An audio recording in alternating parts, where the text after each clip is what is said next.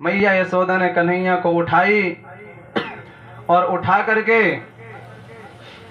गौशाला में ले गई और गोमूत्र स्नान अथवा पुनर्गोरज सार्वकम, गोबर से गोमूत्र से स्नान करवाई। और भगवान के 1000 नाम हैं। इन्हीं 1000 नामों से मैया कन्हैया की रक्षा करने के लिए कहती हैं, इंद्रियाणी ऋषिकेश प्राणान नारायण अब तो, हे ऋषिकेश भगवान आप कन्हैया की इंद्रियों की रक्षा किया करो। हे नारायण भगवान आप प्राण की रक्षा किया करो। श्वेत दीप पतितश्च मनो योगेश्वर अब तो, हे श्वेत दीप के भगवान आप मन की रक्षा किया करो। भगवान के 1000 नाम, उन्हीं 1000 नामों से भगवान की रक्षा करने के लिए मैया यशोदा कह रही है। और इधर जो नंद बाबा थे वह मथुरा में कंस को कर देने के लिए गए थे। जब उन्होंने कंस को कर दे दिया तो कंस प्रसन्न होकर के कहता है कि मैंने सुना है तुम्हारे यहाँ पर बालक का जन्म भयो है, कहा मैं आशीर्वाद दूं आगे जाकर के वो राजा बने। अब कंस को कहा मालूम कि वही मेरो काल है।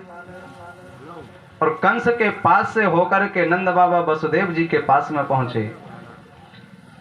वसुदेव जी महाराज ने जब नंद बाबा को देखा तो बहुत प्रसन्न भये और वसुदेव जी को देख करके नंद बाबा दुखी हो गए। नंद बाबा ने कहा कि हे वसुदेव, मैंने सुना है कि तेरे 6 बालकों को दुष्ट कंस ने मार दिया और एक कन्या का जन्म हुआ।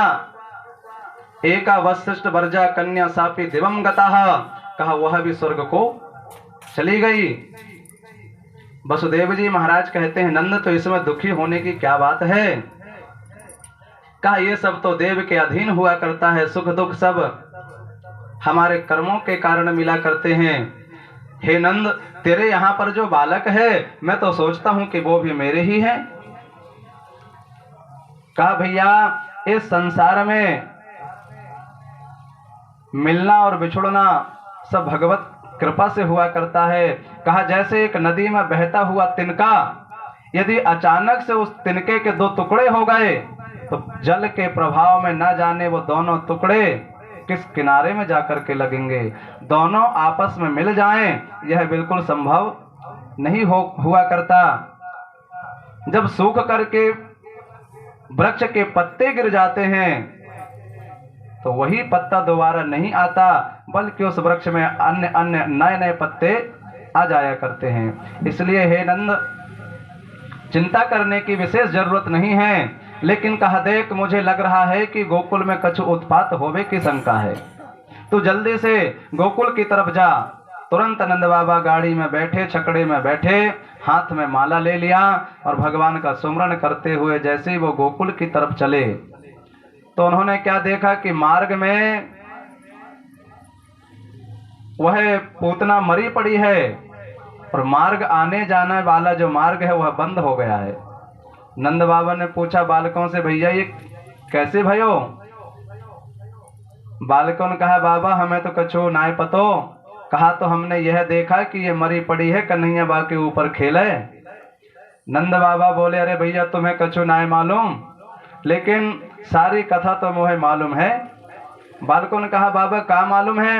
अरे कहा भैया वो वसुदेव सारी बात जाने, जैसे ही बाने कहो कि गोकुल में कछु उत्पात होवे की शंका है सो मैंने तुरंत हाथ में माला लियो और नारायण भगवान को सुमरन शुरू कर दियो और कहा देखो नारायण भगवान की कृपा है गई, रख दई एक धमुकना और मर गई राण पूतना। और कोई कारण थोड़ी है।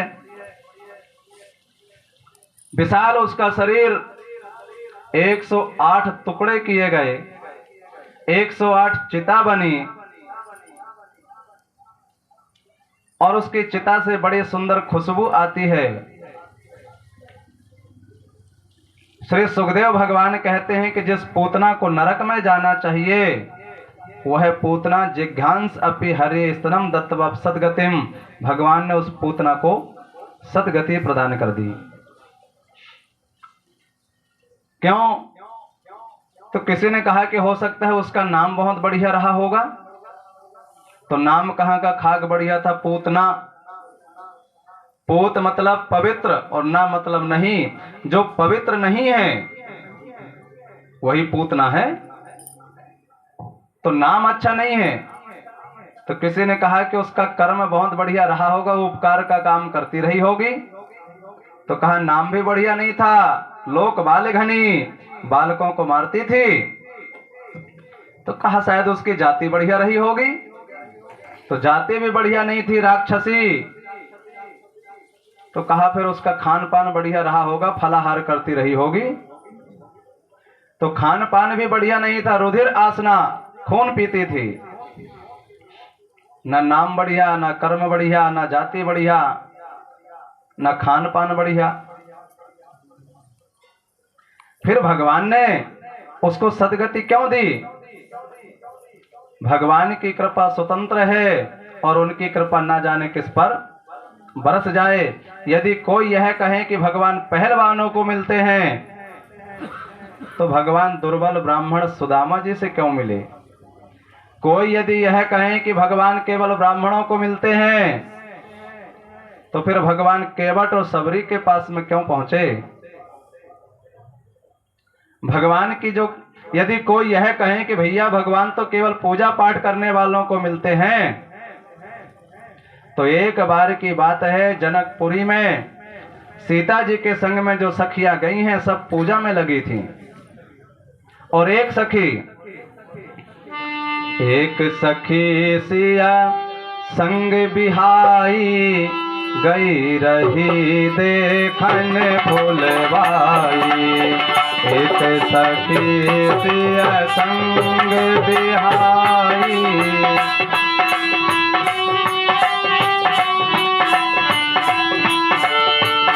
एक सखी सिया संग बिहाई, गई रही देखन फुलवाई। एक सखी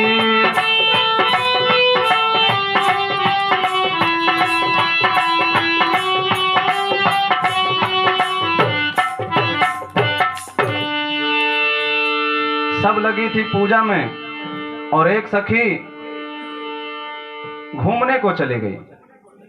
और जैसे ही घूमने को गई तो उसने पुष्प वाटिका में भगवान राम को और लक्ष्मण जी को देख लिया।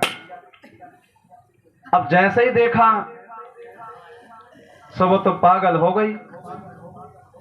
अब कैसे चलना है वो यह सब भूल गई, उल्टे पैर करके जा रही थी। जब मंदिर के सामने उल्टे पैर करते चली, सखियों ने देखा, रे सखी क्या हुआ है, ऐसे क्यों चल रही है? तो उसने कहा मैं क्या बताऊं, श्याम गौर की मैं कहों बखानी, काले हैं कि गोरे हैं मैं कुछ बता नहीं सकती। क्यों? अब कोई गूंगे व्यक्ति को बढ़िया मिठाई खिलाओ और खिलाने के बाद उससे पूछो कैसी लगी, अब वो क्या बताए? यही गति इसकी हो गई। अरे कहा देखा है आंख ने, लेकिन आंख के पास में जीभ नहीं है, वो कैसे बतावे? और जीभ ने देखा नहीं है। इसलिए भगवान की जो कृपा है वो स्वतंत्र है, न जाने किस पर बरस जाए। न जाने कौन से गुण पर दया निधि रीझ जाते हैं, न जाने कौन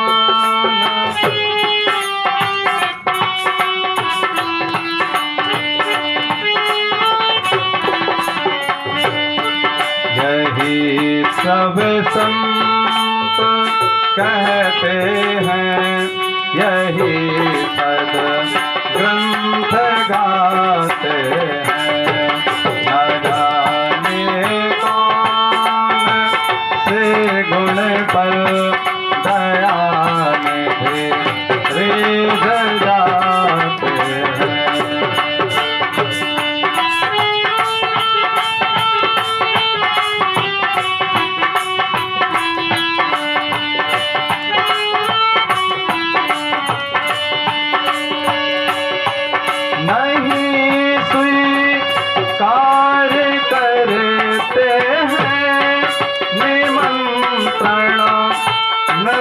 दुर्योधन का नहीं स्वीकार करते हैं,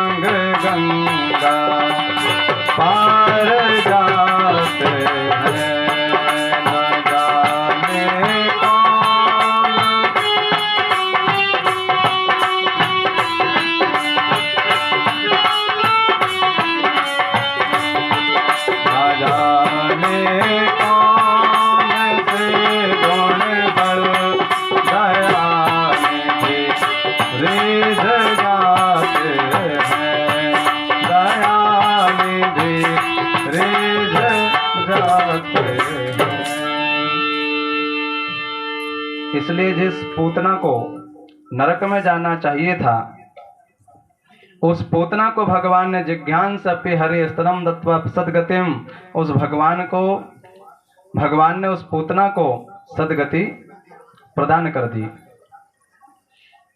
धीरे धीरे भगवान और बड़े हुए हैं। एक दिन भगवान ने अचानक करवट बदली।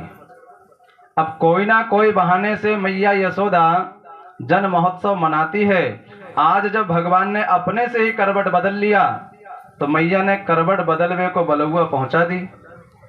दौड़ दौड़ करके गोपियां आने लगी और जैसे ही गोपियां आईं, भगवान को नींद आ गई। मैया यशोदा बोली, बहन ये गीत गानो नेक बंद कर दो। गोपियां बोली, क्यों? अरे कहा, तुम गीत गा रही हो, मेरे लाला सो रहा है, यदि तुम गीत गाओगी तो या की नींद जाग जाएगी। गोपियों ने कहा, बहन लाला को ही खिलाना था तो तूने हमें काहे को बुला ली, और तूने यदि हमको बुलाई है तो हम तो गीत गाएंगी। मैया यशोदा समझ गई, मैं चाहे अब कुछ भी बोलूं लेकिन ये मानने वाली बिल्कुल ना है। मैया ने कन्हैया को उठाया, महल के पीछे ले गई।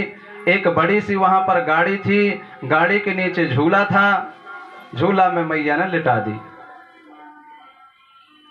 और गोपियों के स्वागत में मैया लग गई। कुछ देर में भगवान की नींद टूटी। जब नींद जागी, बालकों का सबसे बड़ा बल क्या होता है? बालकों का सबसे बड़ा बल होता है रोना। इसलिए भगवान ने रोना शुरू कर दिया। बहुत रोए लेकिन मैया नहीं आई। भगवान समझ गए, अरे मैया गोपियों के स्वागत में इतनी लग गई, इतनी डूब गई कि मैया मुझे भूल गई।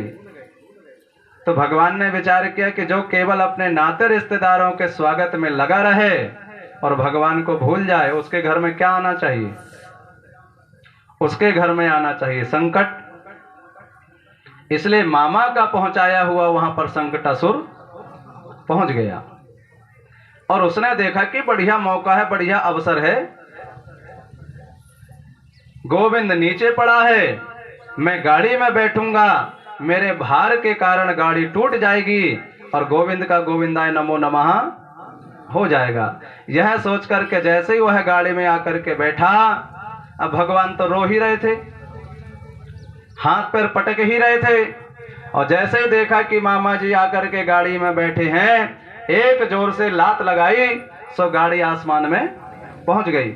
और फिर उलटते पलटते गाड़ी नीचे को आई तो क्या हुआ? जो था ऊपर वो हो गया नीचे, और जो नीचे था वो हो गया ऊपर। सो संकटासुर का गोविंदाय नमो नमः हो गया। आवाज सुनकर के वहां पर मैया यशोदा पहुंची। मैया यशोदा ने देखा, हे भगवान, इतनो बड़ो ये राक्षस मरो पड़ो है, गाड़ी टूट गई है, कन्हैया ऊपर खेले। मैया सोची, अरे आखिर मेरो लाला ब्राह्मणों के आशीर्वाद से भयो है। कहा, जो ब्राह्मण ये आसूया नृत्य दंभ हिंसा पाप विवर्जिता ना तेषाम सत्यशीला नाम आशीषो विफला कृता। कहा, जो ब्राह्मण आसूया से दूर रहे, जो दंभ से दूर रहे, जो हिंसा से दूर रहे, और जो सत्यशील होवे, जो हमेशा सत्य बोले, कहा ऐसे ब्राह्मणों का जो आशीर्वाद होता हुआ कभी विफल नहीं होता। इस कारण से शायद मेरा लाला आज बचा है। असूया से दूर रहे। असूया क्या है? कुछ लोग ऐसे होते हैं जो कितना भी बढ़िया व्यक्ति होवे, और यदि उसकी गलती निकालना है तो गलती निकालने वाले ना जाने कहां से गलती निकाल लेते हैं। कोई कितना भी दूध का धुला हो, और गलती जिसको निकालना है, ढूंढना है, वो ना जाने कहां से गलती ढूंढे। एक पंडित जी को कोई चाहे कितना बढ़िया भोजन कराए, लेकिन वो भोजन में कोई ना कोई कमी ढूंढ लेते थे। एक सज्जन ने सोचा कि बड़ी सावधानी से भोजन कराऊं, देखता हूं कि कैसे मेरे भोजन में कमी निकालेगा। बड़ी सावधानी से भोजन बनाया और खूब बढ़िया भोजन बना। लेकिन भोजन करवाने के बाद सज्जन पूछे कि पंडित जी भोजन कैसा रहा, प्रसाद कैसा रहा? तो उसने कहा देखो भोजन तो बहुत बढ़िया रहा, लेकिन कहा क्या बताएं। क्यों? अरे कहा जिस पत्तल में तुमने भोजन परसा ना, उसमें नीम की सीक लगी थी, और क्या बताएं ये नीम की सीक ने पूरा भोजन खराब कर दिया। तो जिसको कमी ढूंढना है तो ना जाने कहां से कमी निकाले। लेकिन मैया यशोदा कहती है जो असूया से दूर रहे, जो किसी के गुण में दोष ना निकाले, ऐसे ब्राह्मणों का जो आशीर्वाद होता है वह कभी विफल नहीं होता। जो दंभ से दूर रहे, जो हिंसा से दूर रहे, जो मान से दूर रहे, जो सत्यशील होवे, जो मोह से दूर रहे। एक धनुषदास नाम का एक व्यक्ति रहता था। वह अपने देवी जी पर बहुत ज्यादा मोहित था, वह सुंदरता पर मोहित हो जाया करता था। एक दिन रामानुजाचार्य जी रथ में बैठे चले जा रहे थे। बाजार में उसने धनुर्दास को देखा, देवी जी के ऊपर छाता लगाया है और उल्टा पैर चल रहा है। रामानुजाचार्य जी ने पूछा भैया ये क्या है? तो लोगों ने बताया महाराज ये 2 मिनट भी उसे छोड़ करके नहीं रहता, और वो कहीं जाती है तो वो ऐसे ही जाता है। दूसरे दिन रामानुजाचार्य जी ने उसे बुलाया और उससे पूछा कि भैया तू ऐसा क्यों रहता है? तो उसने कहा महाराज मैं क्या बताऊं, बोले मेरी जो आंखें हैं सुंदरता में टिकी रह जाती है। रामानुजाचार्य जी ने सोचा कि दुनिया को तो भगवान ने बनाया है, अब भगवान से ज्यादा कोई सुंदर हो सकता है क्या? भगवान से प्रार्थना किया कि हे प्रभु यदि आपने अपनी मोहिनी सूरत इसे दिखा दिया तो शायद फिर यह किसी और को नहीं देखेगा, इसलिए कृपा करके आप थोड़ा इसे अपना दर्शन तो करा दीजिए। जैसे ही रामानुजाचार्य जी ने पर्दा खींचा और कहा भैया तो जिसे सबसे सुंदर देखता है तो उसे देखता रहता है? बोले हाँ। और कहा तेरी देवी से भी कोई सुंदर दिख जाए तो? कहा फिर तो मैं उसी को देखता रहूंगा। तो कहा एक बार जरा हमारे ठाकुर जी का दर्शन कर। और जैसे ही भगवान को देखा तो फिर वह भगवान को छोड़ करके दोबारा कहीं नहीं गया। इसलिए मैया यशोदा कहती है ऐसे ब्राह्मणों का कभी आशीर्वाद विफल नहीं होता, जो हमेशा सत्यशील हों, असूया से दूर हों। यही कारण से मेरा यह जो बालक है आज जीवित रह गया।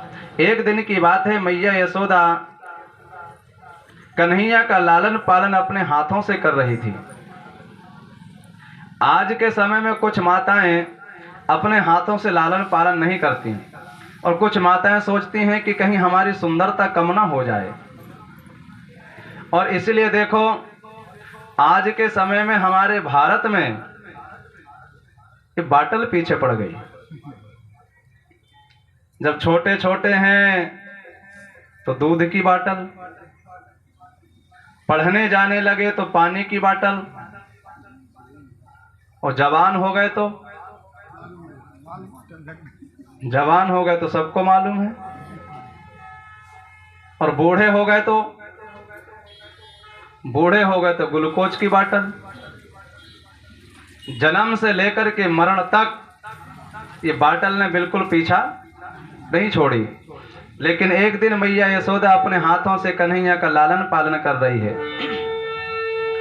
एकदा आरोह मारुणम लाल्यन्ति सुतम सती गरिमाणम शिशुर्बोढुम नासे हे गिरकूटवत। कन्हैया गोदी में थे, दुग्ध पान कर रहे थे, और अचानक भगवान ने अपना वजन बढ़ा लिया। मैया यशोदा ने सोची हे भगवान ये लाला ज्यादा दूध पी गए हो का? तभी तो इतना वजन बढ़ गयो। मैया ने लाला को जमीन में रख दी और वो किसी काम में लग गई। उसी समय मामा का पहुंचाया हुआ वहां पर तृणावर्त नाम का दैत्य पहुंच गया। वह पूरी दुनिया को तृण के समान समझता था, इसलिए उसका नाम तृणावर्त था। वह बावंडर बनकर के पहुंचा, चक्रवात बनकर के पहुंचा, और उस चक्रवात को देख करके संपूर्ण ब्रजवासी आंखों को पकड़ करके बैठ गए और उसने कन्हैया को उठाया, आसमान में पहुंच गया। जैसे ही वह मथुरा की तरफ भागने लगा, भगवान ने उसकी गर्दन पकड़ी, पीछे को लटक गए और भगवान ने सोचे अभी अभी मैंने मैया की गोदी में एक लीला किया था, अचानक से वजन बढ़ाया था, अब मामा जी भी आ गए हैं, क्यों ना यह लीला उनकी भी गोदी में कर दूं। जैसे ही भगवान ने वजन बढ़ाया, वजन उससे सहन नहीं हुआ और मन ही मन विचार करने लगा, अरे कहीं धोखा तो नहीं हो गया, कहीं वो कन्हैया की जगह है मैंने कोई चट्टान तो नहीं उठा करके ले आया, कहीं कोई पत्थर तो नहीं उठा करके ले आया, नहीं तो भला वो छोटा सा बालक, उसका इतना वजन कैसे होगा। इतना मूर्ख है। हम लोग पत्थर में देखते हैं कि पत्थर नहीं है, भगवान है। अच्छा देखो, कबीरदास जी कहते हैं पाथर पूजत हरि मिले तो मैं पूजूं पहाड़। तो लोग कहते हैं कि कबीरदास जी मूर्ति पूजन का विरोध करते थे। वो कहते हैं कि भैया यदि तुम पत्थर को पत्थर समझ करके पूजोगे तो भगवान कैसे मिलेंगे। यदि पत्थर को भगवान समझ करके पूजोगे तो पत्थर में भी भगवान जरूर मिलेंगे। इसलिए यह तृणावर्त तो सोचने लगा कहीं ऐसा तो नहीं है मैं कोई चट्टान उठा करके ले आया, और उसकी श्वास रुकने लगी। इसने भी चिल्लाना शुरू किया, छोड़ दे छोड़ दे। भगवान कहते हैं मामा जी अभी अभी मौसी जी भी आई थी, वो भी यही कह रही थी छोड़ दे, लेकिन मेरी आदत तो है मैं जिसको पकड़ता हूं उसको बिल्कुल भी नहीं छोड़ता। वह तृणावर्त भी जमीन में गिर गया और उसकी भी मृत्यु हो गई।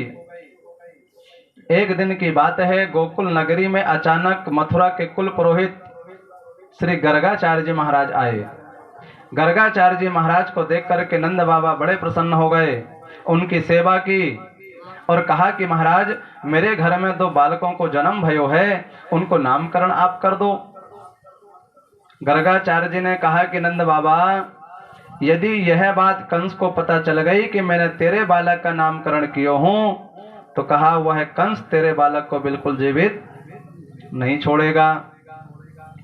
नंद बाबा ने कहा कि बाबा ऐसी बात है तो कहू बगल वाले को भी पता ना चलेगो कि नामकरण आपके द्वारा भयो है, आप तो निश्चिंत होकर के एकांत में गौशाला में पहुंच जाएं। गर्गाचार्य जी गौशाला में पहुंच गए। नंद बाबा ने आकर के यशोदा से कहा कि बहुत सिद्ध बाबा आए हैं, नामकरण उन्हीं से होवे। मैया यशोदा ने सोची पता नहीं कोई सिद्ध बाबा है कि कोई ऐसे खड़िया पलटन है, कैसो पता चले। तो रोहिणी का बालक अपनी गोदी में ले ली और अपना बालक रोहिणी को दे दी। सिद्ध बाबा होएगो तो बताएगो जरूर। और गौशाला में पहुंची, गौशाला में जाकर के बोली अरे बाबा ये मेरो बालक है, नेक जरा नामकरण कर दीजो। गर्गाचार्य जी महाराज बोले अरे मैया ये तेरो बालक ना है, अयम ही रोहिणी पुत्रो, ये रोहिणी को पुत्र है मैया। सोई मैया समझ गई कि बाबा तो बिल्कुल सिद्ध है। अच्छा बाबा तो याको नाम का है? कहा मैया सुन, ये प्रत्येक भक्तों के हृदय में रमण करता है, इसलिए आख्यास्ते राम, इसका नाम राम होगा। और कहा मैया सुन, इसके अंदर में कितना बल है कोई तौल नहीं पाएगा, इसलिए बलाधिक्यात बलम विदो, अधिक बल होने के कारण इसका नाम बलदाऊ होगा। और कहा मैया ये खिसक जाता है, आया था कहीं और जन्म हुआ कहीं और, इसलिए खिसक जाने के कारण इसका नाम संकर्षण होगा। और जब कन्हैया जी के तरफ देखा तो कहा मैया इसके तो बहुत नाम है, बहुनी संति नामानी रूपाणी च सुतस्ते। कन्हैया जी को देखा और उनकी समाधि लग गई। मैया ने देखा, हे भगवान, ये बाबा ना हिले ना डुले, ना मटके और ना चटके। का बाबा यहाँ से सटके? या बाबा को मेरे घर में मिलो होगा कलंक लगावे को? बहुत समय के बाद में जब आंखें खुली, मैया ने पूछा, बाबा इतने देर को कहाँ चले गए थे? बाबा बोले, मैया मैं तो नाम सोच रहा था। अरे बाबा, ऐसा नाम सोचो कि मैं ही सोच में पड़ गई। क्या नाम है? मैया इसके तो बहुत नाम है और ये प्रत्येक युग में जन्म लियो करे। मैया बोली, बाबा बहुत नाम से कोई मोह खीर खावे को थोड़ी मिले, कोई बढ़िया सा एक नाम बता। तो कहा, मैया सुन, तेरो लाला को नाम है कृष्ण। मैया बोली, अरे बाबा ऐसो नाम रखो कि मेरी जीभ पलटी ना खावे ये नाम लेने में। का मतलब है? कहा, मैया करसती इति कृष्णा, जो लोगों के मन को अपने तरफ खींच ले उसे कहते हैं कृष्ण। नामकरण हुआ। छोटे से भगवान मैया खूब बढ़िया से सजाती है।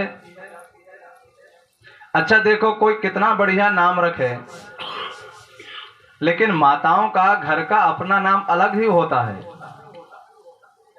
गर्गाचार्य जी ने नाम रखा है कृष्ण और बलदाऊ, और मैया जब भी पुकारे तो कनुआ और बलुआ कह करके पुकारे। इतने बढ़िया भगवान सजते हैं। कभी भगवान तलवार लेकर के वीर बालकों की तरफ घुमाते हैं। और एक दिन भगवान ने गाय की पूंछ पकड़ी, गाय खड़ी हो गई और भगवान पूंछ में लटक गए। गाय ने चलना शुरू किया और पूरा गोकुल घूम करके आ गई और भगवान पूंछ में लटके गोकुल वासियों को दर्शन दे दे करके आ गए। एक दिन खूब बढ़िया से मैया यशोदा ने नहलाई धुलाई और भगवान गौशाला में पहुंच गए और पूरे शरीर में गोबर लगा लिए। मैया डांटी, अरे लाला, तू पूर्व जन्म को सुअर है का? कितने बढ़िया से मैंने तुझे नहलाई धुलाई और तूने ये पूरे शरीर में गोबर काहे को लगा लियो? मैया डांटती है और भगवान हंस करके कहते हैं, देख ले दाऊ भैया, मैया बिल्कुल ठीक ठीक पहचान रही है। अब हम पूर्व जन्म के सुअर ही तो हैं, 12 बन करके आए थे। घोष प्रघोष रुचिरम ब्रज कर्दमेशु। भगवान संपूर्ण ब्रजवासियों को अपना दर्शन कराते रहते हैं। और एक दिन भगवान घूमने के लिए जब ब्रज में गए, कुछ बालकों को उन्होंने देखा और उन बालकों से जाकर के भगवान ने कहा कि भैया आज से हम एक नया खेल खेलेंगे। बालकों ने पूछा, कन्हैया कौन सा खेल खेलेंगे? तो बालकों ने कहा कि देखो, आज से हम, भगवान कहते हैं आज से हम चोरी चोरी को खेल खेलेंगे। एक बालक बोला, कन्हैया 9 लाख गाय तेरे बाप के घर और तुम चोरी करे? भगवान ने कहा, देखो मेरे घर तो कोई कमी नहीं, पर देखिए मधुमंगल को या कि हड्डी हड्डी दिखाई देवे। एक बालक ने कहा, कन्हैया हमारे बाप दादाओं ने कभी चोरी को काम ना सिखायो। तो भगवान ने कहा, आज से तुम लोग हमको क्यों ना अपना बाप दादा मान लो और आज अपने सोने घर में चोरी जरूर करो। सब के सब बालकों ने अपने घर में, सोने घर में चोरी किए। इधर आज भगवान ने अपने घर में चोरी किए। मैया यशोदा बाहर थी, भगवान माखन चुरा चुरा करके खा रहे थे। अचानक मैया आई, आवाज लगाई, कनुआ। सोई भगवान डर गए कि अब तो भाई पिटाई। मैया अंदर आई, देखी पूरे हाथ में माखन। लाले तू चोरी करे? भगवान बोले, ना मैया बिल्कुल चोरी ना करूं। अच्छा तो हाथ में ये माखन, भगवान मोह बना करके बोले मैया इतनी गर्मी और तूने इतनो मोटो मोटो ये कंगन मेरे हाथ में पहनाई दी, मैया इतनो जलन करो मोहे कछु समझ में ना आयो, तो मैंने ये ठंडो ठंडो माखन में अपनो हाथ डाल दियो और सही बताऊं मैया बहुत आराम मिलो। मैया बोली लाला ये हाथ में कंगन है सो तूने माखन में अपनो हाथ डाल दियो सो आराम मिलो, बात समझ में आ गई, लेकिन